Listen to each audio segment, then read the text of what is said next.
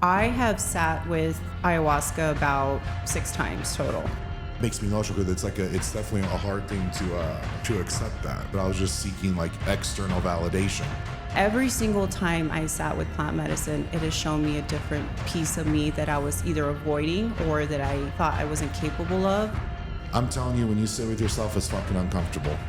When you sit with this medicine, a full egoic death, attempting Everest, people are like, you shouldn't climb higher. High altitude's not for you. Why don't you go short and technical? I said, no one's going to dictate that. I'm going to go for it, and I'm going to find a way to get it done. I'm your host, Sean Freitas, and today we have an incredible honor of sitting down with someone who is redefining what it means to be strong on the mountain, in the mind, and through the soul. Thank you, Kayla, so much for being here today. I appreciate you having me on. Okay, Kayla, it's amazing to have you here. Let's begin with your origin story. So what was the moment that pulled you toward the mountains, and was there a defining spark that started it all? Yeah, so, it's been a journey. I wasn't automatically drawn to the mountains. I think that for me, it was not only a combination of exploring nature, it was exploring my depths and my new heights, as well as my fears. So a lot of people do know this, some people don't, but I'm basically very terrified of heights. And I thought, if I can climb a mountain, and if I could climb a face of a wall, this large wall where I can do a multi-pitch, I can overcome anything. It's really just overcoming the mind's restriction and ceiling of what you think is possible and what you're truly physically capable of. Absolutely. So actually during COVID, I started dabbling into intro mountaineering. So this was about 6 years ago. Is it 5-6 years ago? COVID, yeah, already. It almost sounds like it's a passing, but it's I know, still it was like back in the day in COVID. So I started in a really small, well, not super small, but Mount Shasta, which is enough to learn glacier travel. You're self-arresting with the ice axe, you're walking in crampons, you're freezing, you have a general basis of mountaineering. And I signed up 2 weeks prior to that climb. So I was like, yeah, this sounds great. Let's go climb a mountain. I had no training at all. I was just like, look, I have a vision. I'm going to do it. And when I set my mind to something, I just go for it. So I walked into REI. I said, I need mountaineering gear. And I saw this old photo of myself. I was like, man, I look like a Jerry here. Like, what was I wearing? And I had a pack that I couldn't carry that was like above my head, and it was a disaster, but it was beautiful, right? Because I was just like, okay, well, we got to start somewhere. We all start somewhere. So I ended up barely summiting that mountain. Like, I was struggling on that mountain. And I went back and said, I love the challenge of this. I think that I could really grow in this space. It really tests my limits. When you want to give up and you're cold, you're exhausted, you've given your all, there's that threshold, right, that you can push past, that you once thought that was the end of the road. And the moment you push past that and you mentally start witnessing yourself grow physically, mentally, it starts to build that momentum, and then you find out it's unlimited, that there's so much in that tank left. Yes. So I decided to build the momentum, and I just went full force, and I have not stopped climbing since that day. No, I think it's awesome. I think that people don't realize that, like, you can have as much skill set, but it's the will set that separates people. Absolutely. Obviously not only from doing that, but just anything in life. I feel like once you can dive into your will set, that, and I think people think that, that person's not having a hard time, like they're not having a hard time in their life or whatever the case may be, but it's not true. Like, you feel the same as another person does, but you just, muster the will to continue to press forward with the things that mean a lot to you. Absolutely. Everything is intention, and if you have a will to do something, you're going to execute it with your fullest capability possible and push past that, right? And I get asked this all the time. It's like, why? And I could never do that. I would never be able to. It's like, no, you're saying you wouldn't, but you can. You just don't want to. Exactly. And it's prioritizing life. You know, what do you really want in this life? Which direction is going to build you more momentum than other directions? So we all have a choice in life. We all have the same amount of time in the day, right? We all have a decision to make. And we make over 35,000 decisions a day, right? And we have to prioritize and consciously visualize what we want. We have to put that effort in the direction that is going to get us to that ultimate goal and not just fill in time and the gaps. Yeah. And, you know, as you're on that growth journey, you know, at least for yourself, did you see like, you know, maybe certain people that you're around, maybe they fell off and you go and enter into almost like a new circle of people that you surround yourself with, but probably honestly, because of, you know, what you're doing and your commitment, it's even smaller than what people think.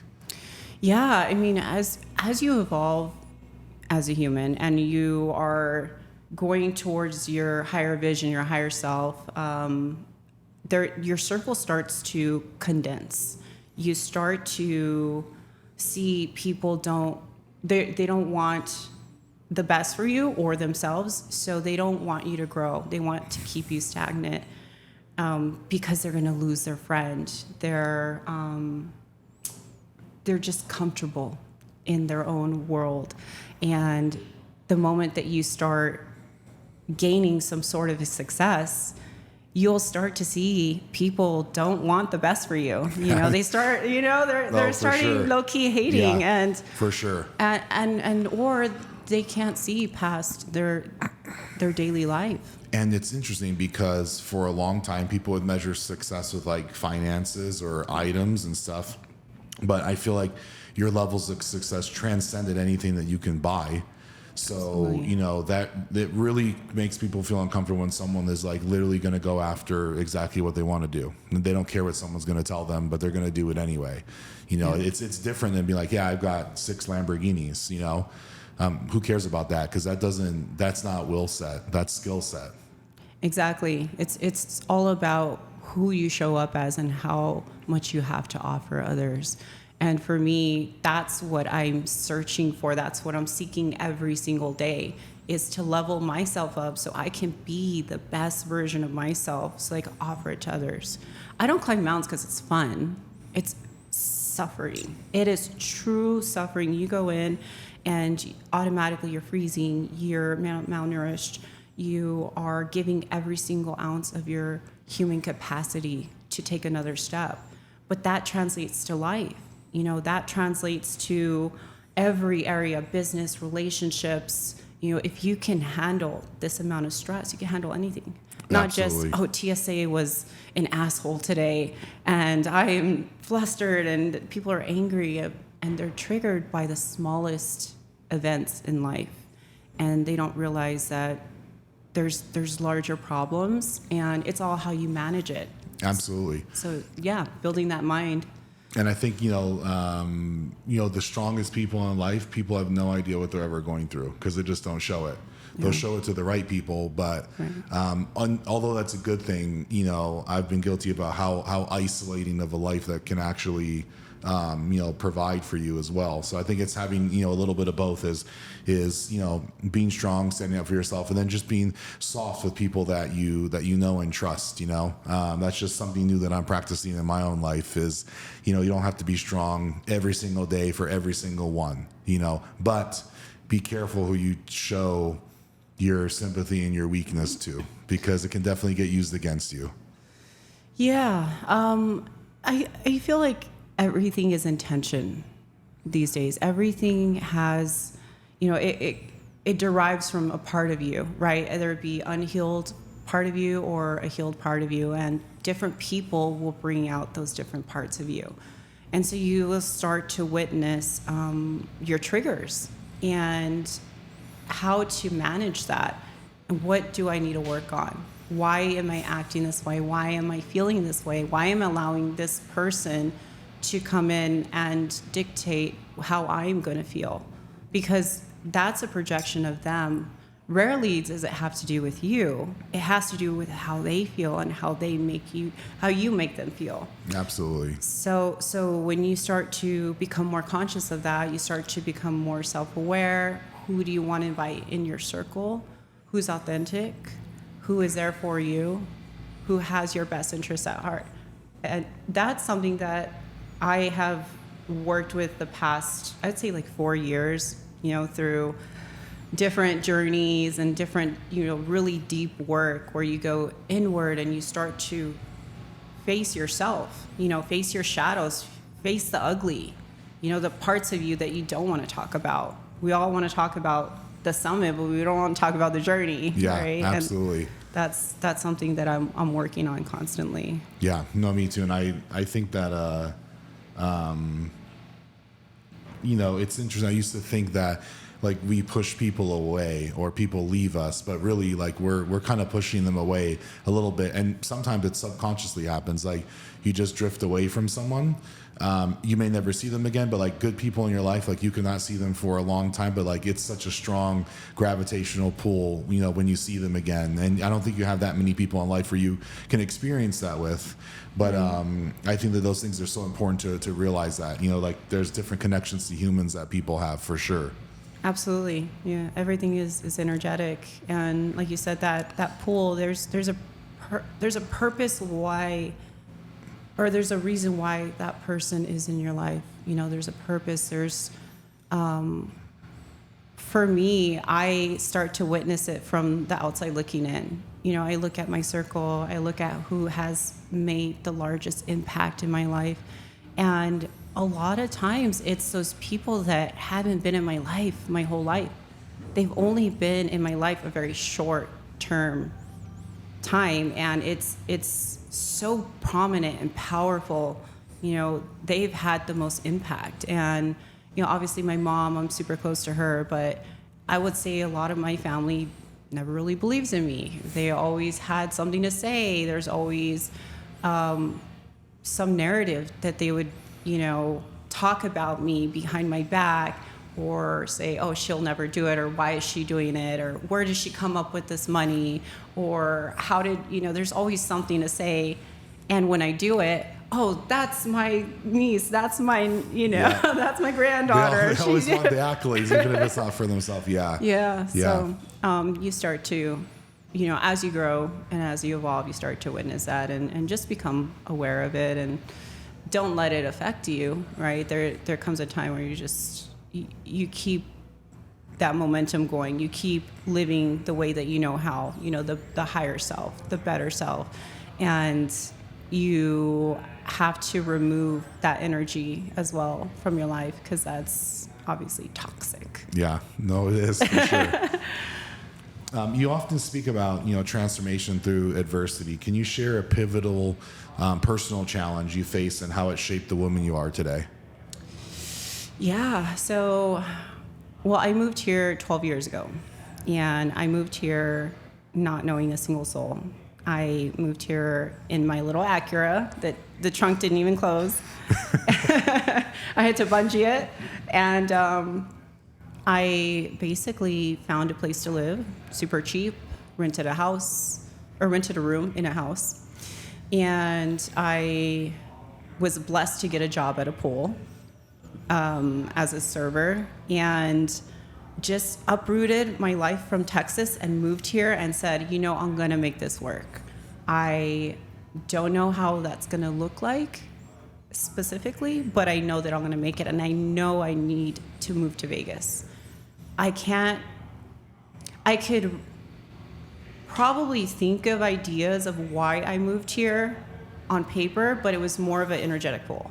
It just knew that I belonged here. It was just destined. So I would say moving to Vegas was probably the hardest journey for me. The initial start, I had creepers in the beginning. I had moved in with this neighbor from my brother in El Paso that had a house here, and he said, yeah, just come move in here, you'll be fine.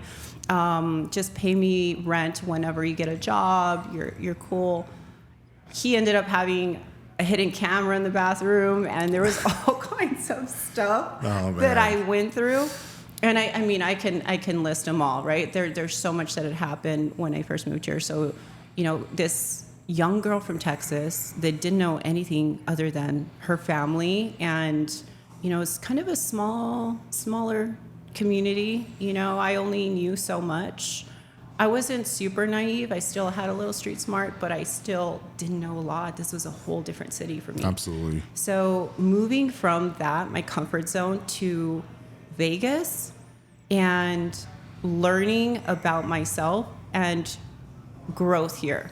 Had I not moved to Vegas, I would definitely not be the person I am today. Yeah, it's interesting that you say that, because if you truly want to change, you have to change your environment.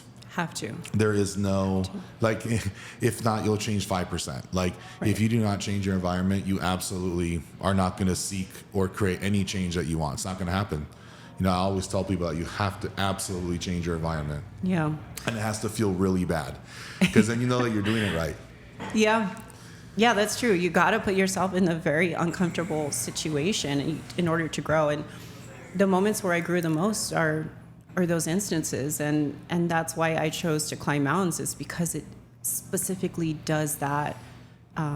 Not just the moments where I'm climbing, it's everything leading up to the climb. It's the training. And you talk about the training, the journey, but what people don't really realize is, I think they're like, oh, I'm going to change my environment. I'll feel uncomfortable and they automatically put a period of time, like, I'll do this for 2 weeks, or I'll do it for a month.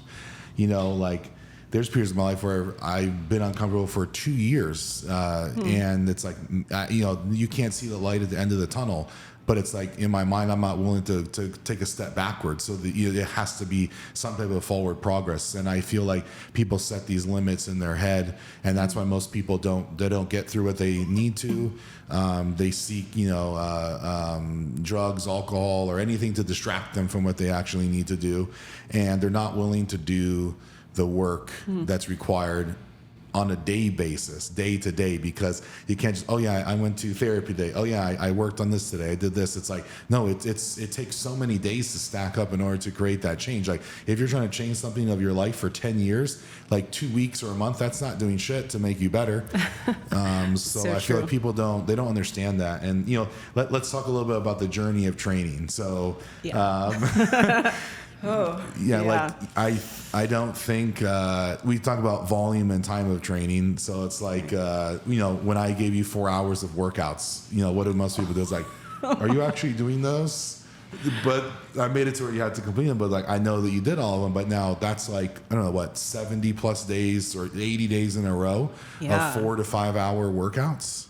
Yeah. So I was on tour, right? And I signed up for a gym. I was at this gym for a month, and I remember going in for the entire day, right? You would send me the workout, and I would look at it, and it kept going, right? There was layers to this workout. And I remember, doing the warm up, and then the correction exercises, and then, getting into the midi and the cardio, and then, okay, after that, you're going to run 10 miles. I'm like, okay. But, I did every piece of that workout. Even if I flew that day and there was still a workout, or I know in flying days we were trying to kind of lower the volume, because obviously you don't have full time to do it. But there was still days where I would get back from a full day of flying and go to that gym and work out. And, it was, for me, I knew it wasn't a physical thing. When you think about how do you train someone for this, and it was you have to give them something that they may have not had before, and that was to I knew you would do it, first of all, even if I did more, but you did all of it, and it was on purpose. It was to create a different level of intensity within yourself, and you were doing it by yourself. That's another thing. This isn't a bunch of people and you're going in and training. This was completely. This is mano y mano. It's you and your brain. Yeah. And I knew if you racked up enough of those days that it wasn't just for that instance, but I know that creates some type of mental fortitude that you can always cycle back through.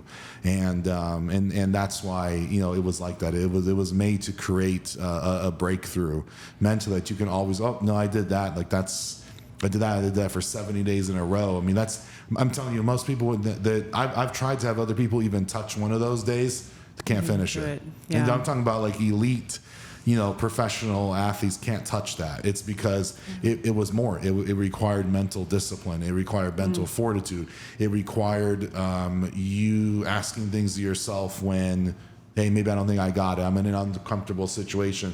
I'm traveling for work every single day. I don't have a home, and I still need to make it work. So that to me, that's what I needed to do. I needed to, have something created for you that you did for yourself that you can always go back and rely on. That was such a huge part of it is you allowing me that template and then just giving me the reins on it. And there were moments where I was completely exhausted or I was sore from the day before, but I just, like you said, it's fortitude and it's discipline. You gotta just keep going and doing. If you don't do it, then for me, if I missed a day, I felt so guilty because if I missed a day, that means if something happens on the mountain and I physically can't keep going, then I'm going to go back and blame myself for not doing everything that I physically could to prepare. It's all about preparedness. So I showed up twice a day. I would take breaks to eat, go back in the gym, and everyone kind of knew me as this crazy new girl at the gym that was there the entire day. They're like, welcome back. Everyone knew me by name at the end of the day, and it was just, they knew that I had a vision and goal, and I had to remind myself every single day the why am I doing this, and showing up for that for myself, not for anyone else. I don't climb so everyone could see me. I climb for myself so that I can share that experience with others, so I can be the best version. So that's something that, I now have in my tool belt, and I can pull out anytime I'm feeling sluggish or tired or lethargic, or some days you just don't want to get out of bed. You just want to lay in bed and just relax, or maybe you had a long day prior week. And being in aviation, crossing time zones, and I just got back from the Bahamas last week for work, but they didn't have a gym, and so I took my weighted vest. And pilots loved my bag. It was like extra 50 pounds heavier. So I took my weighted vest and I took a few items that I can do, like bands and stuff. And I went on the beach and I went running with my vest. And all these locals started staring at me. And as I sat down for lunch, they're like, why is this girl wearing a bulletproof vest on? I'm like, I guess it kind of does look like that. But it's all about discipline and showing up with as best you can with what you have. For sure. I think we get too comfortable in life. We forget that a lot. Like, I forget that a lot. I'm like, come on, man. Like, you built this when you had nothing. So it's like, so if I got this, then how can I not get a 10 times on top of it? I feel like once you start, being good or successful at things, like the next level up is 10 times more powerful, but it requires 10 times more out of you. And you 100%. Don't see anything until like the last day. It's like the last day you will see the progress. That's what I'm learning. Like, when you're doing huge things in life, like first time you do something, it's hard, but you can calculate the results as you're moving. But when you really want to level up into, like, I always know like when I'm about to level up in my life, because you're just faced with things that no one else simply can deal with, and it's not even worth explaining to people how you feel or what you're going through, because you need every second for yourself. I've learned that. And then when you do that 10 times multiplier, you don't see anything until that very last second. It's like you're running in the dark over and over and over and over, day after day, but at one point you will absolutely get there. And I think that that's what I try to give people. But I just install it in different ways. Sometimes it's through workouts. Sometimes it's through talking to them. But it was like, I realized that my gift, it wasn't, workouts or, working on people. It was just like, just giving them little things. You can see sometimes you can see something in someone that they can't see in themselves yet. And I want to phrase that correctly, because I feel like too many people try to take away the accolades that the person actually did. Right. So it's like, you just put a little seed there. That's it. It's up to the person of what they want to do with that. And I think that that's important to notice. I never want to take away anything. I'm just part of a small responsibility that person uses as a tool. I think too many coaches or, executives, they're trying to take too many things away from someone. Well, you can't build anything great by yourself, that's for sure. Right. And you're certainly not going to do it alone. Right. And even though you're in a solo sport, it still requires an immense amount of people and things that you do that no one sees in order to accomplish this solo event. And solo events are the hardest. And that's absolutely right. So when and really they're not solo, because at the end of the day, you were training with people, you had a team, or maybe you didn't have a team, but you still are in the collective experience, right? People have contributed to a part of your story. Yes. And we're all, part of that community of building each other up, like you said, planting seeds within one another, using your gifts that you've been given to influence or to help others in some sort of way. And as you are pursuing your path, you naturally exude that energy. That will naturally, it will radiate into a way that this is your existence. This is who you are. This is what your brand is. This is what you were given, And so as I'm kind of a nomad, like I feel like I am very introverted, and I live a life kind of by myself a lot. I travel on my own, but I still have a team, right? I go to a location, for example, Bahamas, and everyone spreads out and does their thing. Like pilots are in the room or watching, I don't know what they're watching. And then you have, other flight attendants or, going wherever. And I go to business, I go and I show up, I have to do my training, people are sightseeing. I go in and I do my job and I come out, but I still have a team with me. Like I have a coach online that is holding me accountable. I still have a team that I'm working with for nutrition, So when you're on the mountain, all of these influences come collectively and are helping you up the mountain, because no man is going to climb it by himself, And then you have the whole team on the mountain. You have the Sherpas, you have the porters, you have the guides, you have people helping you. So we're all climbing it together rather than I climbed that. It's we climbed that. Absolutely, yes. Plant medicine has played a crucial role in your healing journey. When did that become a part of your path, and how has it shifted your sense of self, purpose, and inner peace? What's funny is I met someone earlier in a coffee shop, and I don't know where it came from, or I do know where it came from, but I started talking about ayahuasca within 2 minutes. And that plant has somewhat of an effect of spreading its seed in the truth. So I have sat with ayahuasca about 6 times total. And every single time I sat with plant medicine, it has shown me a different piece of me that I was either avoiding or that I thought I wasn't capable of, whether it be empowerment or a teachable lesson, showing me my shadow or showing me my heart. And everyone has their own journey and everyone has their own experience. And you're born into almost an identity, right? Like you've been given this curriculum to learn into. Okay, this is what you should be. This is what you should learn. This is where you should live. And this is what you should look like. And so we are reinforced that narrative from birth. And we're given so much food and chemicals, and between our body and our mind, it's almost manipulated into our own. This is the version I think of myself as, my ego. And so when you sit with this medicine, it is a full egoic death. So all of that dissolves, and you start to open up your heart and understand the interconnectedness of who we truly are as humans, as this energetic universal field that we're all part of.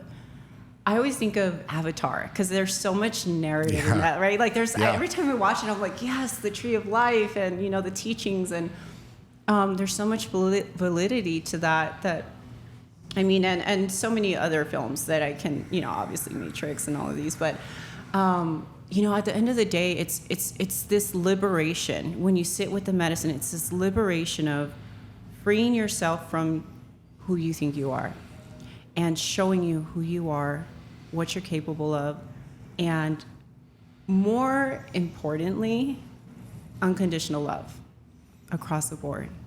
It was the most euphoric feeling I've ever had of loving everyone and everything living. I saw energy rather than you feel it, you see. And so people talk about sacred geometry and colors and shapes, and that's kind of a common visual that you'll see.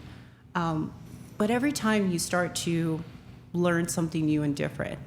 And so when you go into the medicine, I always say this, if you're ready, and it'll call you when you're ready, and you accept it, the only thing you need to do is show up with an open mind, an open heart, and surrender, and just fall into it. Because the moment you start fighting it, you'll start to fight yourself, and it's not going to be, going to be good, right? For sure, yes.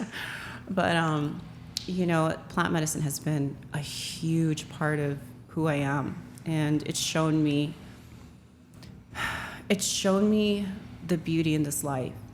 Before I didn't really understand. I was going through the motions. I would, work to survive, and you would, put in all your effort. You think you're doing good, and I think I'm a good person, and I contribute and do all these things.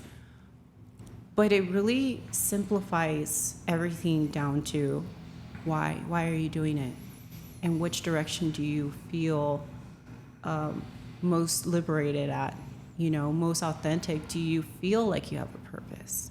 And the reason why people are suppressing themselves daily is because they don't know how to discover that. Yeah, and I feel like the world can tell you what you're made of, but the universe can show you what you're made of. So yes, it's people ask like, man, like what happened with all the tattoos, right? Because that's always what people think. And when it came down to it, I wanted to, if you could put all of your thoughts and who you are onto your skin, this would be me. I've got Buddhas, I've got bears, gorillas, just, little parts of me, obviously the tribal from my culture, but it was almost like, well, I don't need to hide anything from anyone. So if they can see me and then they can see this on my body, they can see like who I am, what I'm made of. So obviously, I was like, this could go one of two ways. And then I tattooed my head. I think that was like the last seal of the deal. But it's almost like it didn't bother anyone, because I realized that people can just identify someone with good energy. So they want to bring you in, and they don't care what you look like. Like it's funny because I get people that are like 60 years old.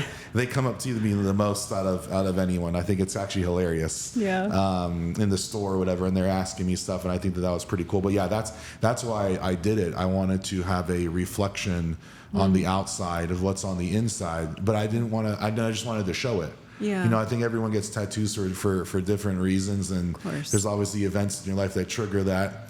But to me, it was like, I'm going to show people what is on my inside from the outside, because I feel the need in my next chapter in life to be transparent.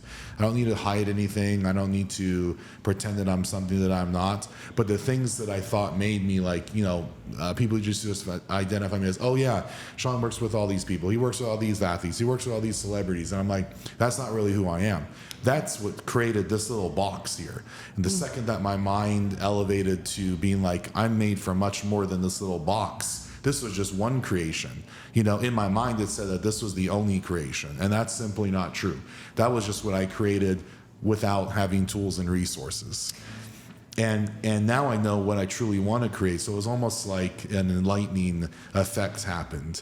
But when I say that, it was like going through the dark times with not knowing like when you're going to have that breakthrough and that elevation. So that's why I feel like those are so important, is for people to really welcome those times of unpleasantness in your life, and know that it not only you don't know how long it will stay there for, it could also come back, but just having grace during those periods of times on yourself too, because I think that sometimes people, they're too hard on themselves when they're going through some stuff like that. whatever it may be. And they also need to have grace upon themselves as well. I am a huge believer in that. Like you said, we are so hard on ourselves, and we don't give ourselves enough credit on everything that we do, especially, meeting you years back and seeing your entire growth and seeing where you are now. I always think, I'm like, I wonder if he's really proud of himself, because he's really built something great, and I wasn't like, I guess everyone else could see it, but I was just seeking external validation, not internal validation, Yeah. And it makes me emotional, because it's definitely a hard thing to accept that. You've done such a phenomenal job. I've been friends with you since City Days, a long time ago, and I remember seeing so much potential in you, and seeing what a great person you were, and what you had to offer, and how you made other people feel, and that really translates to so much more in life. You can offer a service, but it's the energy you put in. I think I was giving so much without the return. Yeah. But it was interesting, because it was not the return from someone else. It was the return from myself. So, it's just like, those are difficult things to learn in life. I think that most people never learn that. Yeah. And I don't like that. Like, if there's one thing it's like, you got to learn how to take care and love yourself. Because if you don't do that, I have been in every single expensive home in Vegas. I have had the wealthiest clients over anyone else. And I can certainly tell you that 95% of them were absolutely miserable, enough to where it's like, man, I don't ever want to be that. And then it started happening to me, because all they were doing is chasing external validation. Like, oh man, great job on the business deal, great job on that, oh, great car, look at that watch. And that's all that they hear. And so they almost dehumanize themselves. Right. They lost themselves along the way. And it is easy to happen. And then now I identify as it can happen again. So there's certain things to watch out for as you're trying to chase whatever things that you're got going on in your life, that it's really easy to lose yourself again. So it's like, okay, where are these setbacks going to occur? And then being able to identify them. And then maybe you just take a week, like, hold on, let me reevaluate what I got going on. Like, what am I actually doing this for? Yes. Who am I doing this for? Yes. So I think that those things are super important. Let's talk about mental health. As someone who operates in extreme environments, both literally and metaphorically, what does mental wellness mean to you today, and how do you protect it? Well, mental health stems from, like what we were just talking about, taking care of you, giving yourself grace, taking time to honor your path, and allowing yourself to move in your true direction. Yes. I feel like mental health, because we're so bombarded by the narrative of who we think we are and external validation, that we get lost in the truth, the narrative, authenticity, and what is real around us and what's not. And so when you really hone in on that and you really condense your circle and detoxify your life, so whether it be, your diet can mean, a way lifestyle, mentally, physically. You have, obviously what you consume, visually, what you listen to. It is a collective, layered basket of everything that you have in your life, and you are in charge of that, not anyone else. You can seek help, and you can seek all these external self-help books or motivational speeches, and you can read every book, and you can have the best diet, but if you truly are not authentically living that, and you don't have the why, your purpose, I feel like you're never going to be stable. Oh, 100%. In that alignment. Yeah. Like if I feel like I'm walking into my purpose, and I can't understand how anyone else could live without living a purpose-driven life. So if like that, so it's interesting, because that actually became what I'm now focused on is what platform can I create that can allow me to be able to help people do that, but on a larger level. And that's what I'm searching for. Like, it's interesting because like, I didn't wake up and be like, oh, let me create this, but this gave me the platform to then do this, which is gave me the platform to then do something greater. So it's like a building block. Yes. And everything in life you do is like a building block or a step to get into the next, location that you're supposed to be in. Now I find myself, but it's important to slow down a little bit every time you take a step too, because if you miss the message there, you're going to end up right back there again. Yeah, you got to take time for yourself. I do it when I feel called. Some people timeline it, like, okay, every quarter I'm going to drop in with myself and have a whole night. Yeah, so I could never take a vacation because I was like, oh, this is on the calendar for 2 months, and could never enjoy it. It was like it was something stuck on the calendar. I don't think you can live life like that. Yeah, I mean, plan a trip with like your friends or your family, but as soon as you think that you want to do something, you got to go ahead and do it. Yeah, and not just those vacations. It's really just going inward, talking to yourself. I go on these journeys, and I think I'm going to go on one this weekend. I was feeling that today, where I'll go to Joshua Tree, or I'll go to Sedona or Zion, somewhere kind of nearby. Yes. And I will drop in, whether it be plant medicine or psilocybin, or really a dose of what I feel called with.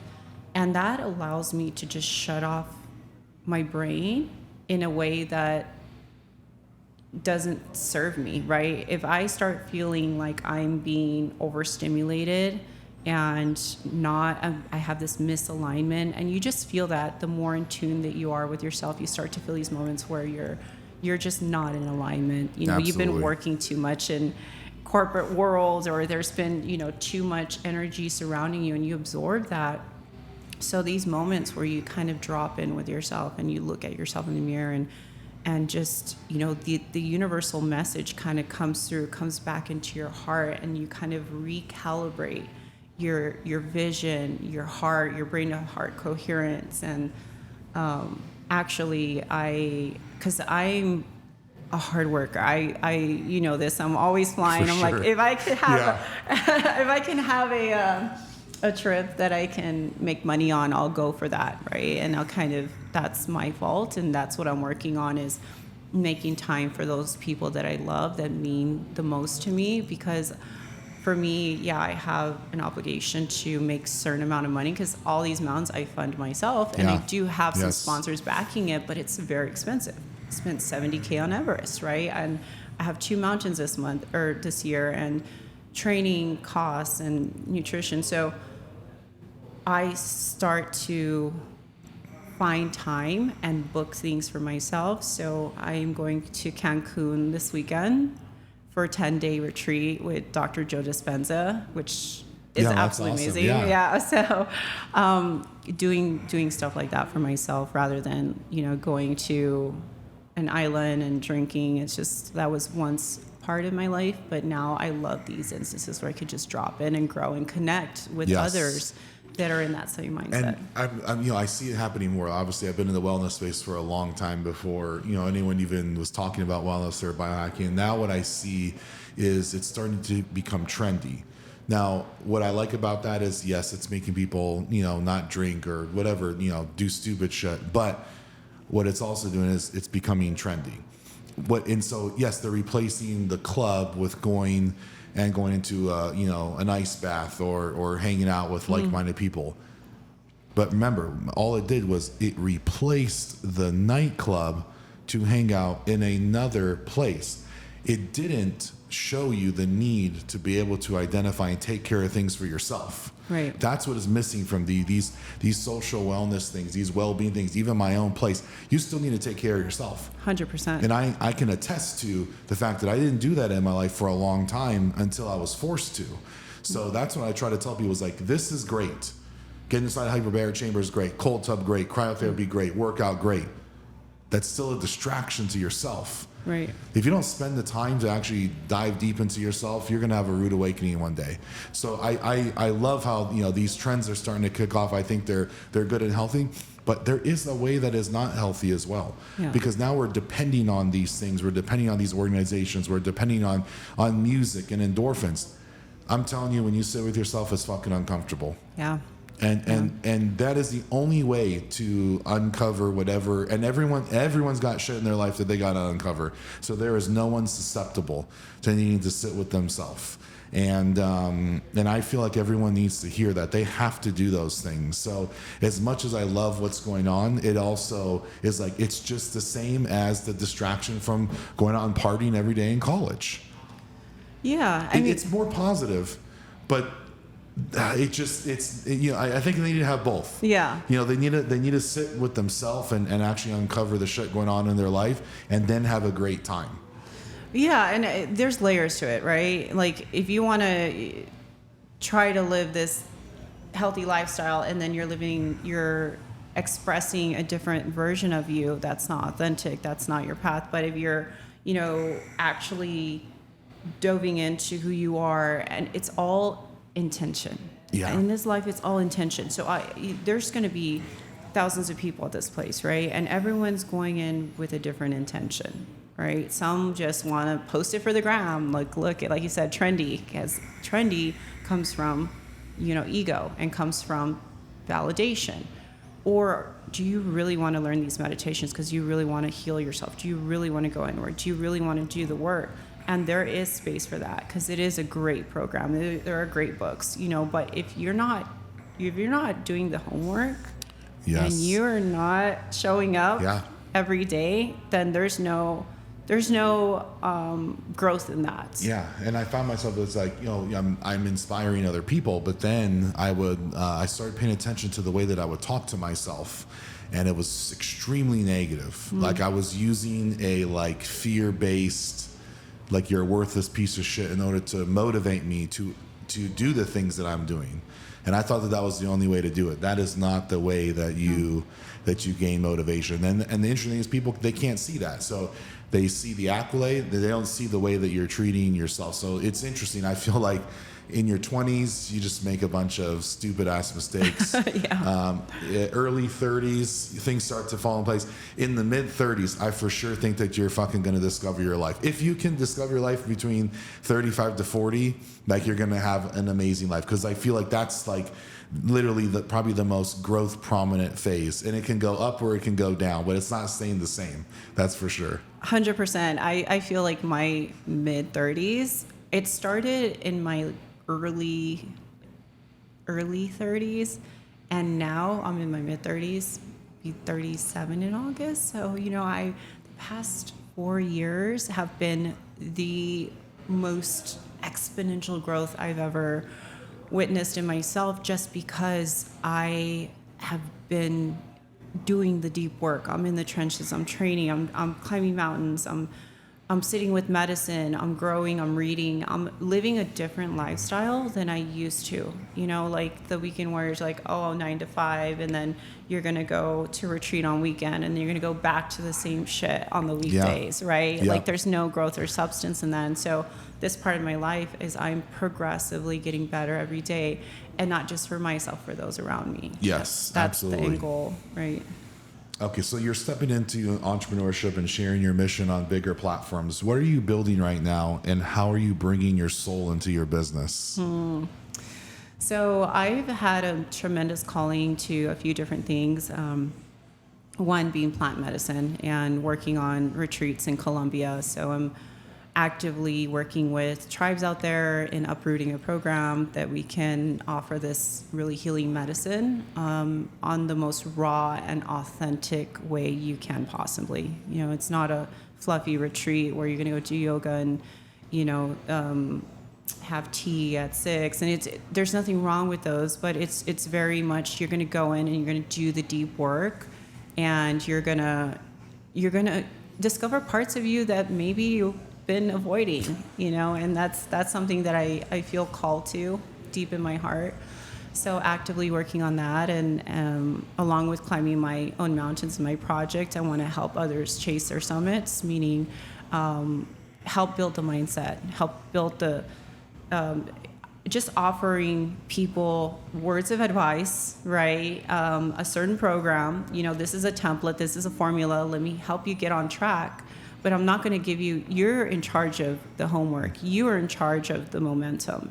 At the end of the day, I'm reminding you your power, because we all have that in us. We all have the same amount of, time, and we can, if you don't have the passion, it's not going to work, right? So you have to have that self-propelled momentum. It's really just plugging in that and redirecting you in the sense where you can, ultimately find your freedom, your plan and purpose. So it's a combination of health and wellness mindset.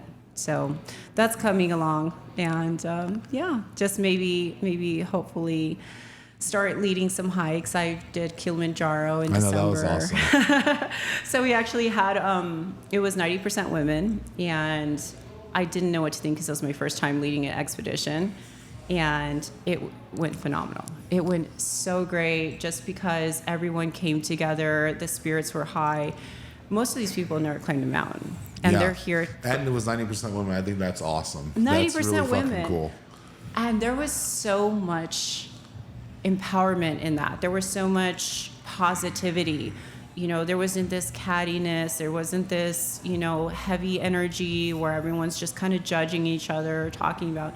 It was all about, hey, you can do this, extending my love and my support for each other. And when you get a group of women that are just all about that, there's something magical that happens.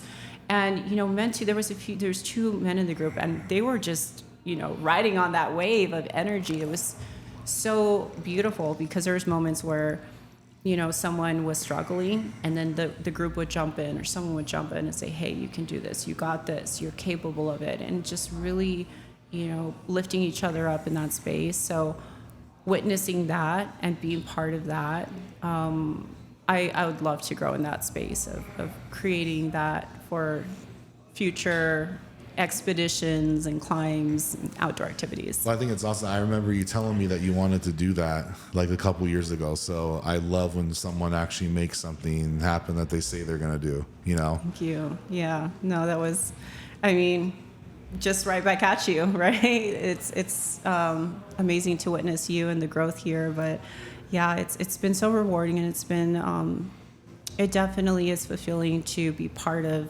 something great like that I know will lead into something bigger. And again, we're here for each other, and if you always act out of service in whatever gift you're given, there's always room for that in this world. And if you could contribute to the betterment of each other in society, then I guarantee you there'll be some sort of fulfillment in your heart. There'll be some sort of momentum, and you may start to discover your truth in that.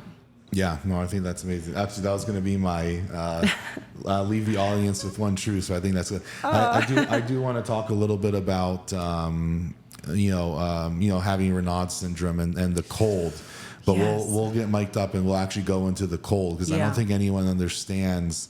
That's just adding another challenge. And actually, one other question is, I for people that that don't know, like the issues that you face with your lungs and the danger, but still, I remember talking to Jesse, and I actually didn't know that you were going to climb Everest, and then you did. And I thought that was fucking awesome. Because you just don't take no for an answer, but there's a real line of danger there, so it's just like, but it goes back to the will set, just having the will set to push forward. I remember Jesse telling me he went up there with his friend. They were going to climb Everest together. The guy's in significantly better shape. He said he left. And he left not because he wasn't in good shape, although that's what he tried to say. He didn't have it. It wasn't in him mentally. Yeah, and you see that that's a common thread in big mountains like that, in commercial expedition predominantly, is that you'll see people, it's all about intention. So if you're there for the wrong reasons, that mountain is not forgiving. And you really have to pull something out of you that is part of your core and the deeper why. And if you don't have that, if you're not hungry enough, you are not going to survive on that mountain. And you're going to, and I saw it not only within my team, from these people, like Jesse said, that were strong and they were spearheading the group and they were the, you know, the forefront of the crowd, you know, ultra runners or, you know, super strong, eating their supplements every day. And you see them at Camp 3. And there was one guy specifically, him and I were in Camp 3. I was going up and he was getting ready. And I asked him, I said, "Are you going up?" And he said, "No, I'm going down." And I said, "Are you okay? What's going on? What are you feeling?" He said, he's like, "I don't want it as much as you do." Yeah, there can be no mistakes up there. Like no you mistakes. have to be. It's a commitment. You're right. It's not like you can't go up there because you want to, you know, take a picture on the top of Mount Everest. I mean, if that's what you're thinking about as you're even, you know, traveling to do this, right, it is the wrong thing. Like there could be no mistake. It takes your life. It's you know, it's a very serious thing. I also think it's like I don't know if I'll ever have two people that I know climb Mount Everest again. So to me, it was cool and special to be able to share that with both of you guys because I know that it meant a lot. Now he's trying to go to the bottom of the ocean. I love that. I see that mindset in him, and I'm like, yeah, Jesse and I have that same. He has, you know, he has that fortitude, that drive, that willpower. He's a strong man. So, you know, when I first met him, he had bought a Lamborghini and he gave it away in 3 weeks because it gave him there was no joy. Yeah. So then now he has like a private driver and he's like, I'd rather be able to do what I want when I want and these things and it's like it's not a car. Yeah. You know, and he actually did it. He's done it twice. Bought a Lamborghini and gave it back in 3 weeks. But it shows that to him the things that mean a lot you can't purchase. No. You know? No. And they need to be done with your own effort, which is I think, you know, an amazing concept to learn as a human being in society is when it takes your own effort, it means so much more. Like no one can ever take that away because it has nothing to do with how much money you have. It is literally the skill set and the will set needed to focus on a task that, you know, very, very, very few people have ever accomplished. 100%. It's all about the why factor, right? Like, why do you want it, and how you're going to contribute to this society. And, you know, buying things is not going to fulfill you. It's how you make others feel. And for me, you know, climbing was helping inspire others. It was building my own skill set. Like you said, my own tool belt. If I can do that, I can do anything. And you start to see that if people are there because they want to be seen by others, the validation, that's not substantial. Yeah. That's going to diminish real quick. Because let me tell you, that mountain is one of the hardest things I've done and endured. Like you said, I had Raynaud's. Raynaud's, for those that don't know, is vascular constriction in your blood vessels. Hyperexcite in the cold. So I struggled with that, and I still struggle with it. And I just learned to endure it and work with it the best I can. Pulmonary edema. I have endured 2 separate expeditions. I don't call it failure, but I attempted. I descended because it's fatal. If you don't descend within 24 hours, it's fatal. So coming from that and attempting Everest, which is way higher. I mean, this developed at 20,000 feet. Everest is 29 and change. So really taking that chance, knowing that this can easily reappear because you're more susceptible to it. So, you know, there's all of these things, and people are like, you shouldn't climb higher. High altitude's not for you. Why don't you go short and technical? And I was like, you know, you're right. And I would start listening to the narrative. And then I went back to why I wanted to do it and how much I wanted to do it. And I said, no one's going to dictate that. I'm going to go for it, and I'm going to find a way to get it done. And I did. And I'm going to continue to push myself past my boundaries, because why not? You know, I always say we should always do one hard thing a year. One really hard thing that like puts you in the trenches, right? Like even if it's a marathon, you know, marathons, 26 miles of running is endure. You got to endure. And so, do something, train for something hard, you know, have a carrot if you need that, right? But do it, figure out the why, and that will build all the momentum. But do something really hard and have it on the calendar, and that will put a fire under your ass. Oh, for sure. Yeah, that's a good calendar event. Yeah. Kayla, your presence is powerful. Your story is a mirror to so many of us striving to rise higher from the inside out. Thank you for showing us that true strength just is about reaching the summit. It's how we show up for the climb. Yes, thank you. Thank you so much for allowing me to share my story. Absolutely. Great to see you. Now we'll get uncomfortable going into the cold. Again, the Everest.